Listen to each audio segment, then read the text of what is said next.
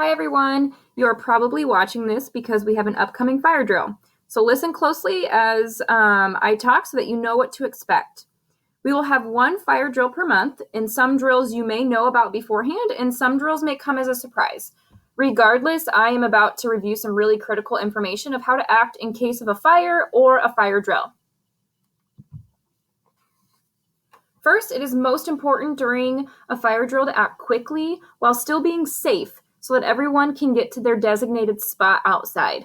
That means no running and no pushing. It is also critical to remain quiet and stay with your class so that all students can be accounted for and adults can hear other adults communicate to ensure that everyone is out of the building and is safe. Every classroom has a prearranged route out of the building and a location to report to once outside.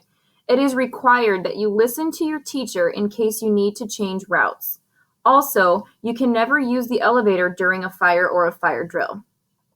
Once outside, your teacher will lead you to your class's assigned location and he or she will take attendance. Again, it is essential to stay with your class and remain quiet. Once it is safe to re-enter the building, teachers will be notified. If it is not safe to re-enter the building, students will be moved to another location off campus and parents will be notified. Here are a few questions that you might be wondering. So what if I get separated from my class? If you get separated from your class during a fire or a fire drill, the most important piece of advice I can give you is to look for an adult in a neon vest. Every fire zone has a captain, and that captain will be wearing a neon vest. They are the ones with a radio that can communicate to get you reunited with your class or just to make sure your class, your teacher knows that you're okay and you're out of the building. Second question is, what if I'm in the bathroom or just out of the classroom, like in the library, when the fire or the fire drill happens? Same thing as before. The number one most important thing is get out of the building. You can look for an adult, look for a fire captain, a zone captain.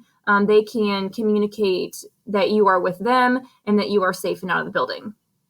The last question is, what if we are at lunch during a fire or a fire drill? If we're at lunch, the adults in the lunchroom are going to safely evacuate you from the lunchroom. It might look a little different because we have about 300 kids that we will be moving out of the building. There are several exit doors in the cafeteria. The adults know those exits and are trained to get you out of the cafeteria as quickly as possible. Once you're out of the lunchroom, it is so important to stay quiet and listen to those adults to get you lined up so that we know who is accounted for and to make sure that every student is out of the building and safe.